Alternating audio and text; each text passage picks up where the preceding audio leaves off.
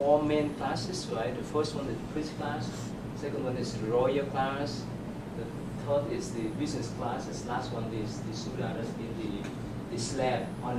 They have another one too, what they call incorrigible. And in this class, there's many subclasses too. So there are hundreds or thousands of classes, but that are the four main ones. Remember, when you're down there, there's no way for you to climb up to the ladder. There's no way for you to climb up to the top. If you were born in the slave class, you may be rejected to have proper education. And have seen, I told you, I have seen many people who live under the bridge, like homeless people.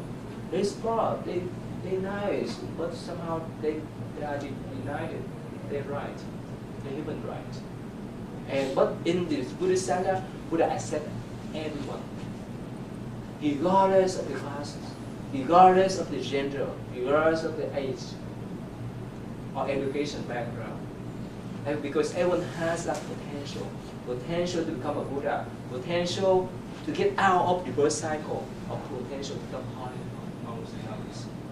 And then later on, when we talk about the first noun, who is working on the first noun, how you do, right?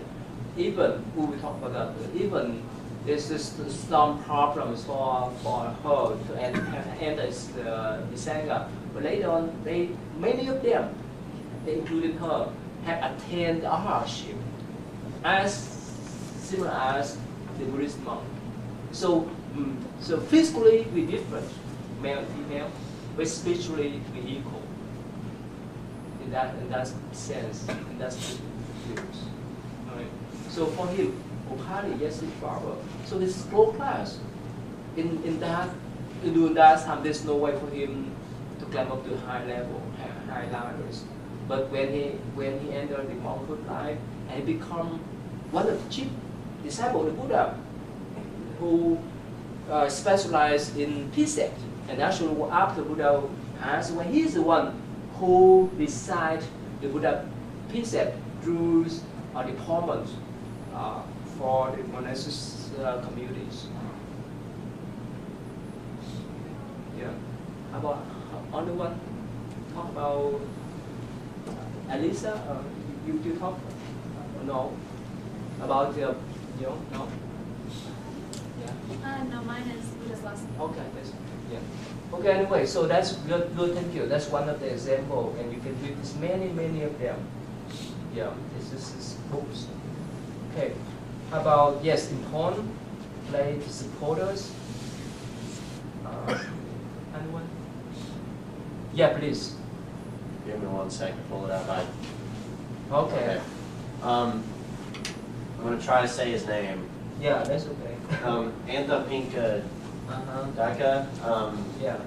He was the chief's alms giver. Yeah, that's right. This is his name there. He was he purchased a park from Prince Jeddah and built the famous Jetavana monastery on it, and Buddha spent 19 rainy retreats there. And then I don't know what steam entry means, but I know that 2 of his daughters achieved it, and also I think he said his son, like he said online, his son achieved it as well. Yeah. Yeah, we talk about that. Yeah. Let's see. Yeah. Okay, we done? That's all. The only other one I have is the female donor. Okay, yeah, go ahead, please. Visakha, I believe. Yeah. She built the Ubarama monastery, and she was one of the most well-known of the female donors. She asked Buddha to grant her 8 wishes, which were food, medicine, clothes, things like that. And the only other thing I had was that she got her husband to turn their house into a Buddhist house. That's That's her request to grant her 8 wishes. Right? Yeah. So there are 2 main orders. About the next one, the important royal orders. Anyone of you? Yeah, please. Yeah. What do you think? Buddha understood that it would be really helpful if he had royal support, and so King Bimbisara of Magadha donated his awesome garden that he had for the Sangha so that they could go and stay there, be safe from the wilderness, and also so that the lay people would come and visit them and hear their discourses. And he also attended Javaka, his physician, to attend to all the monks and Buddha, make sure they were all healthy. And he also helped Buddha find some new rules for the Sangha's admittance, and including that nobody in royal service could be ordained and in royal service. So. Anyone? Any other names you could find? I have King Pasanadi of Yes. Sala. Right here. And King Pajoda of Avanti, and King Udana of Batu. What's special? Anything special about them? Oh yeah, King Pasanadi built a monastery, Kajakarama, for nuns, and it became Buddhist after listening to them talk, and then he encouraged much of his family to go and join the Sangha. Yeah. And King Pajoda sent his priest around, Mahakakayana, who was then converted, and then he built many monasteries afterwards. And King Udana gave daily meals to monks at his palace, and he also built a lot of monasteries, and due to his influence, Kosambi became a very important Buddhist center. Yeah. And here, let me show you this. These pictures. Can you see? Okay, and it's clear, right? Now, you see that they are the small kingdom during the Buddha times. Magadha, with Mala, Koshala for King Pasada, Sakar, that is his father, kingdom, Kasi, and all the small kingdoms around. Most actually during his time, during the Buddha lifetime, most of the royal family is supported. He gained great support from them. Especially the first king you talk about, the King Bimbisara of let me see here. Yeah, this one of Madara. It's just very interesting. I forgot to mention one particular story. Right after Siddhartha, the prince, left the palace, he went to this country. He passed by this country and met this king. And at that time, the king was going to kill the sheep to offer for the gods. So the prince said, well, if you kill the sheep, you raise more karma. How could you pray for God, but you harm other animals? So here that, plus this king recognized he was the neighbor prince. So this king said, well, wait, what you doing? Where you go to? So the prince told him about his intention, that he wanted to search for the spiritual truth and so forth. So this king said, well, why don't you stay back? I share half of my kingdom with you. I forgot to mention that story. If you were the prince, would you stay back? Say it again. I mean that this king, after understanding about the Prince Siddhartha intention, after he left the palace to seek for spiritual truth, and this king offered the Prince Siddhartha half of his kingdom. Did he stay back with you? Oh, yeah. So if you were the king, the prince, would you stay back? That's a tough one. Would you stay back? Probably. Probably. Yes or no? I think by then he's pretty reserved. He's going to leave his own kingdom. Why would he? Yeah, choose he this left one? his kingdom. Why he need to have not half kingdom for? You see, So he said, no way. I need to go out, go to seek for my truth. And this king said, well, if you don't accept my offer, please come back here after your enlightenment. And yes, Prince said, okay, I keep that promise. The reason why after his enlightenment, he came back to convert, to teach this king first. And actually this king offered the first monastery to the Buddhist communities. This is a long story. Even this king here too, this is a long story. Since we don't have much time to talk in detail. Plus the other king, King Udenda. So anyway, let us move on. Let me see here. Okay. Okay. Who is main opponents? No. Oh, some of you, but you don't do this. This is mess something. Okay, that's okay. The main opponents. This is a tricky one, but some of you could not recognize. Let me see here. We go here. His name is what we call Devadatta. This one here. He was the Buddha cousins, and like I said that, all the monks known during Buddha times, they have connection with the Buddhas since many past lives, according to the Buddhist view. So this Devadatta, since the past life, he was one of the main obstructors, main opponents of the Buddha when he was practicing in the past life too. So Devadatta, in this lifetime, he was cousin and the brother-in-law of Siddhartha, of the Buddha. So even when he was young, remember I told you the story about the birth? He was the one that shoot the bird. And Siddhartha, when he was young, when both of them was young, right? So Devadatta was the one that shoot the bird. And Siddhartha, the prince, was the one who rescued the bird. And both of them went to see the church. Of course, the church gave Siddhartha favor. The bird belonged to you. Yes? Is this the same guy that sent the elephant after Buddha? Yes. Yeah. All right. That's one. In his teaching career, he's the main one, not Mara. Some of you wrote about Mara. In my class, some of the students messed up too, but that's okay.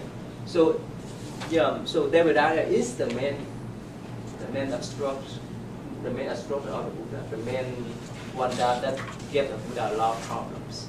Even when he became a monk, he followed Buddha too, but he wanted to do Chrism. That means he tried to divide. He tried to create the division between Buddhist communities, and he wants to become. He wants to control all the monks and nuns, but Buddha never allowed him to do so. And this is a long story for him. The one of the story he told the young king, the king that was the son of the king in Minnesota, to release the wild animals or the drunk animals who run wild elephants to kill Buddha, but because of the Buddha compassion and plus his second power, he could tame that elephants. And plus this monk, he climbed up to the hill and dropped the big boulder or big rocks to kill the Buddha, but he could not. So he created a lot of problems to Buddha. Yes? Why did they want to kill him? It's normal, right? Like what do you call the one who tried to kill Jesus? What's his name? Judah, right? Judah, right? It's normal. You have friends and enemy everywhere you go, right? Someone like you, someone love you, or someone don't like you. It's normal, right? Yeah. This is life. Was money involved? No, not this. For this guy, not more involved with power. Okay. Yeah. Okay. Yeah. Let us move on. We don't have much time. Okay. The next one. Let me see here. First Buddhist nun, please. What do you have? The first Buddhist nun's name was Prajapati. Wow, good. Okay. And she was the Buddha's aunt. She was Mahamaya's sister. And Mahaprajapati went to the Buddha and asked for entrance into the Sangha, and he refused her. And she went back 2 more times, I think it was, and he refused her both times. After the second time that she went, she shaved off her hair, and then she started wearing the saffron robes that all the other Sangha were wearing.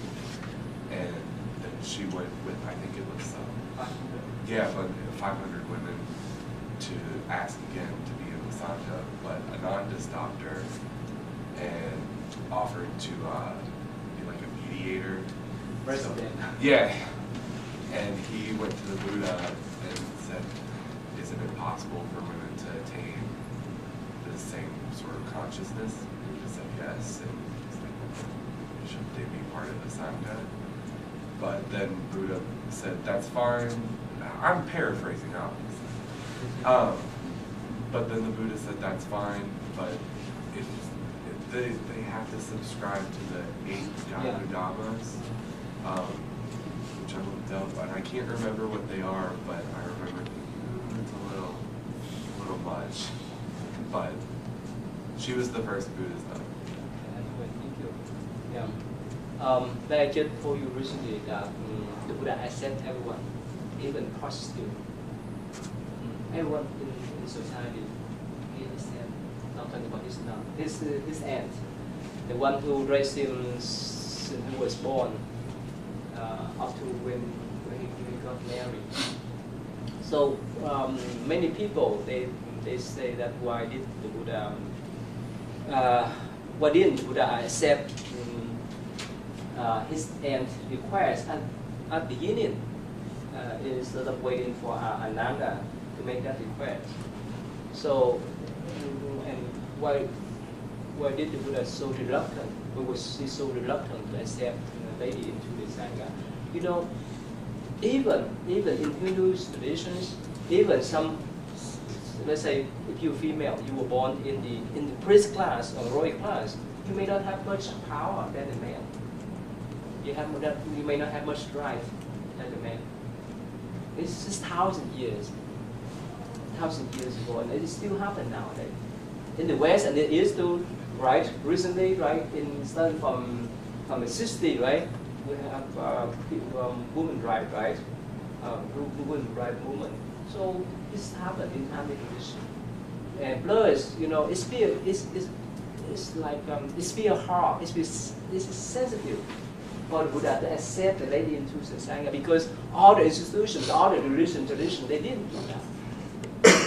So one of the reasons why he's so reluctant, plus he gave that type a rules for the ladies, and of course many people say that this is bias for the monks, but actually it's still hard for him to accept the lady into Sangha.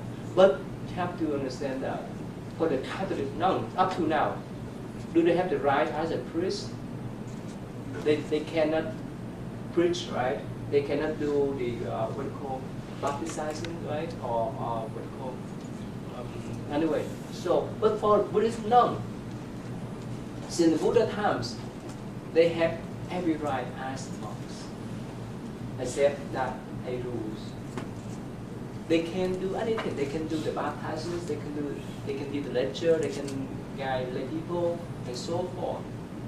Like you told you that you mentioned that the Buddha recognize everyone has equal rights spiritually, but spiritually we different.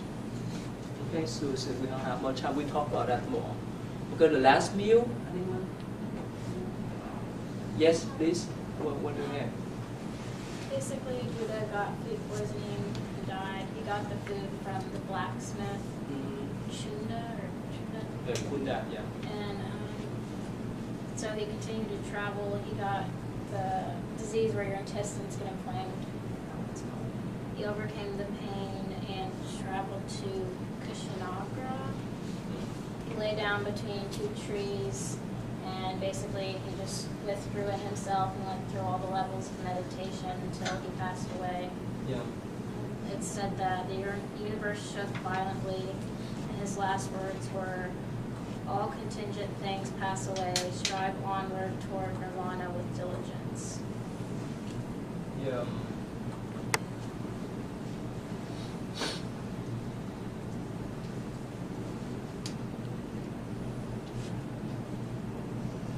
Okay, so here this image.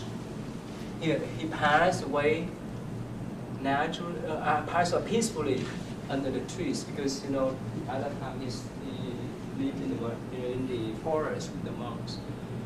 And plus remember last time I told you that if someone gives you spoiled food and you got sick, you blame it, right? Not talking about it may cost your life or your relative lives, right? You may sue them, right? But that's not the case with Buddha. He said that the lady, remember the young lady who offered the food for him to regain his strength, and the one who provided or one who offered the last meal for him, both of them drink equal merits. No difference.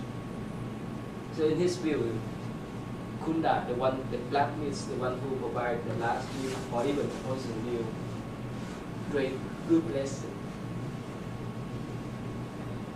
And he passed away peacefully in the forest. We talked about that. And after he passed away, he was cremated.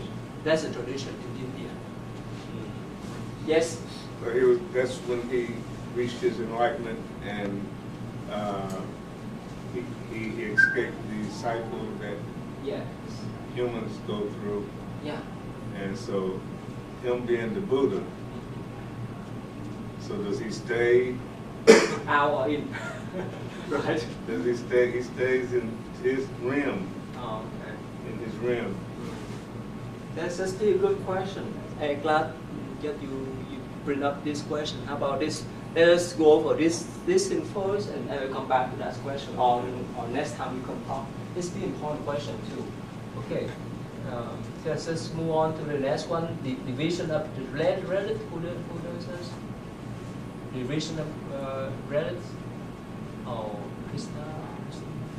No, I had the one about food last meal. What is it?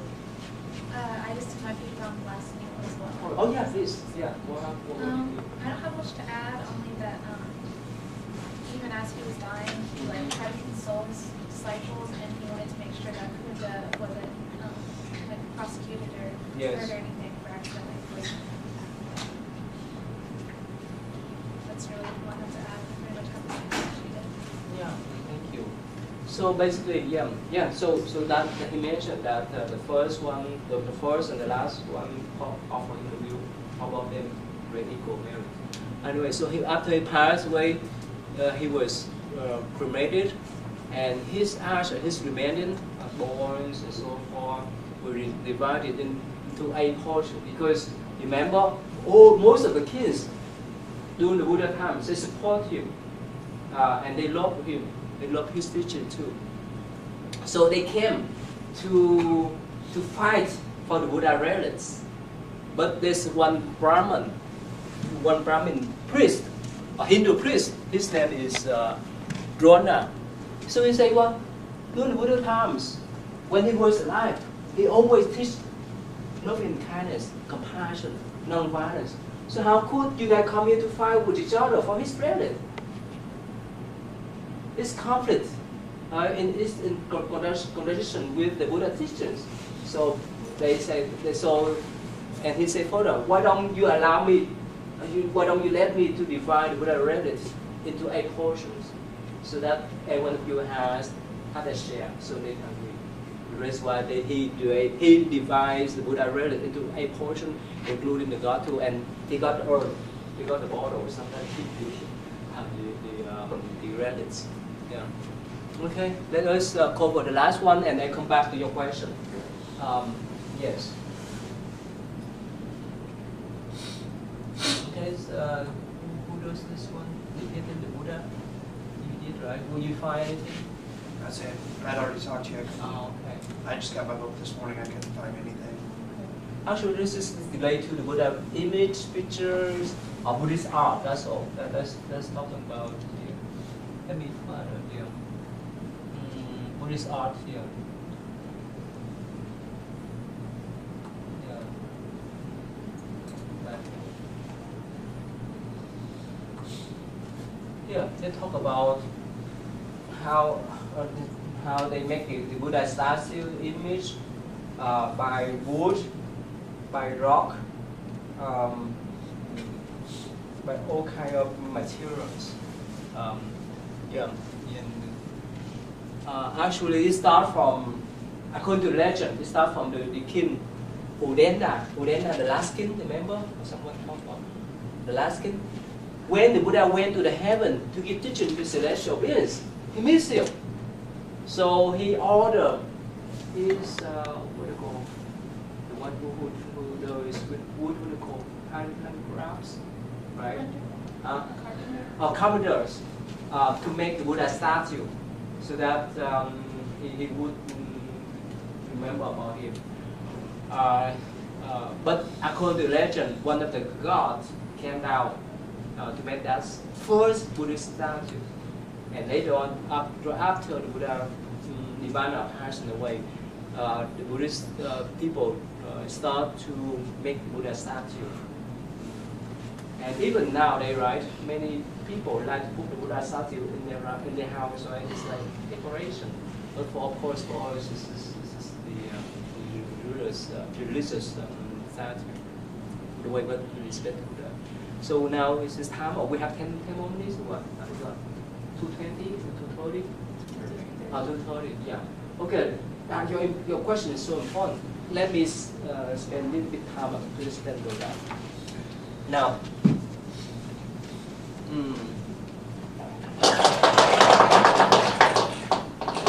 now according to the Buddhist tradition, this is a cycle. It's, okay, here, God, remember plural, in many level, in a different level, human, animals,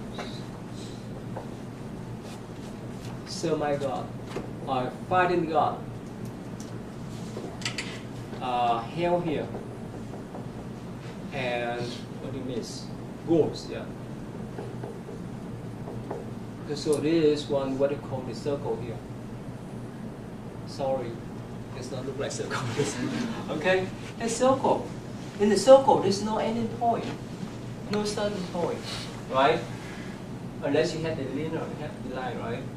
So, again, according to Buddhist view, next week we talk more. We go again and again. If great good karma, this is the realm that we hear. Human God or semi-God or fighting God. If we like our pet too much, we go down here with them. Okay, if we create the heaviest karma, we go down here. And if we don't like physical form, we stay in the what you call invisible form, what you call ghost there. Okay, and for Buddha or Arhats, they're not here. They come and go freely.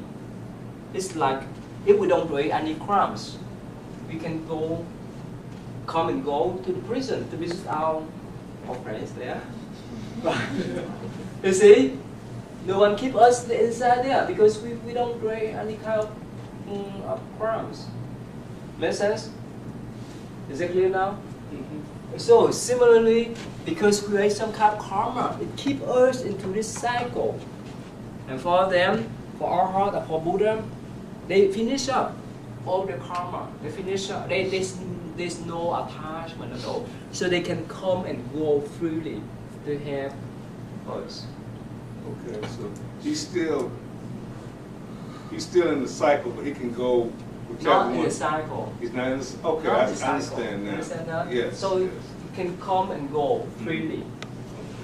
He has a choice. But for us, we don't have choice. We just follow our karma. Yes. But would he be a spirit?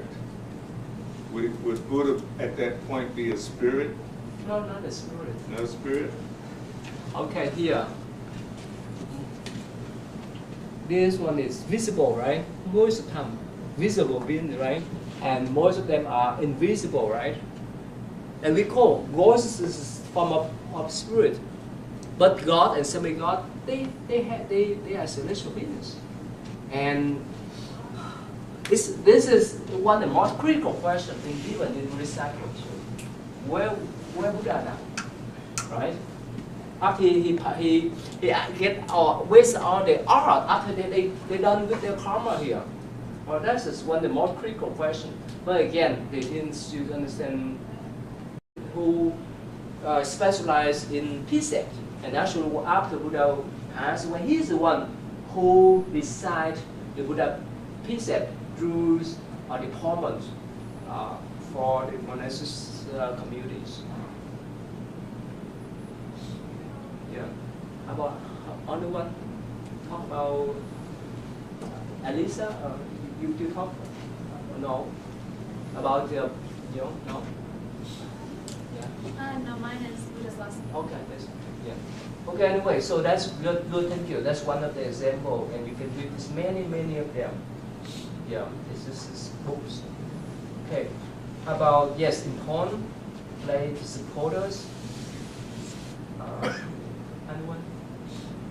Yeah, please. Give me 1 second to pull it up. Okay. I'm going to try to say his name. Yeah, that's okay. Anthapinka Daka. Yeah, He was the chief's alms giver. yeah, that's right. This is not them.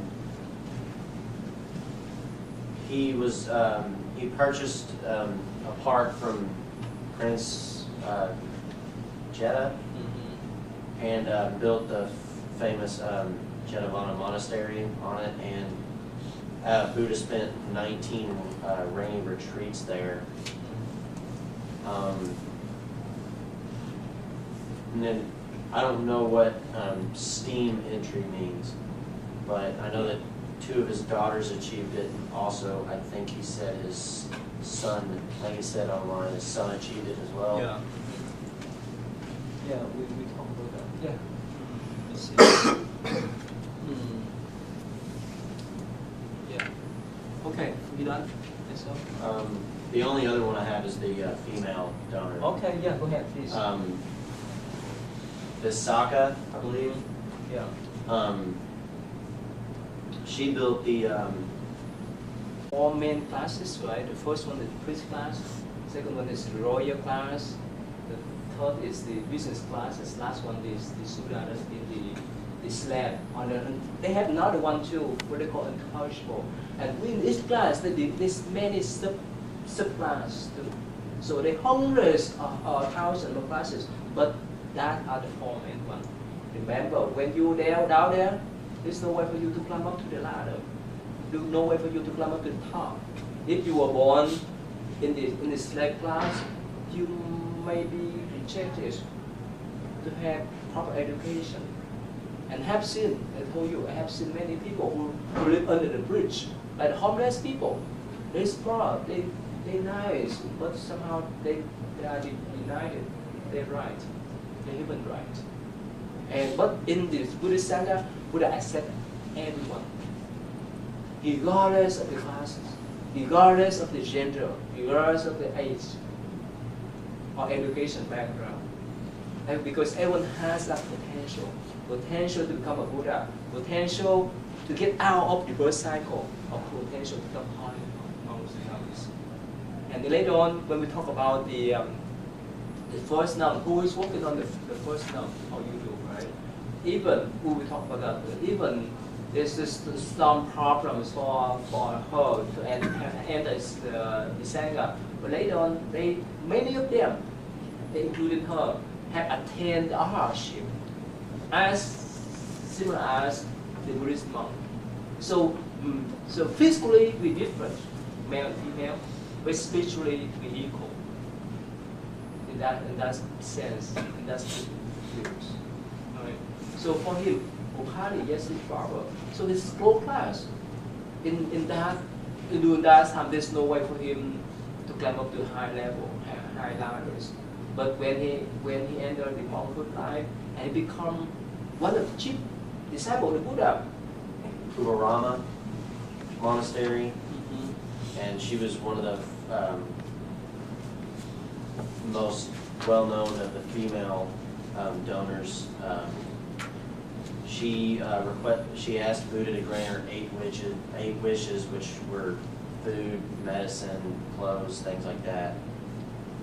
And the only other thing I had was that she got her husband to turn their house into a Buddhist house. That's her request to grant her 8 wishes. Right? Yeah. So there are 2 main supporters.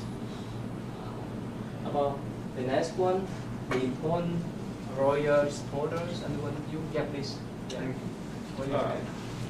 Buddha understood that it would be really helpful if he had royal support, and so King Bimbisara of Magadha donated his awesome garden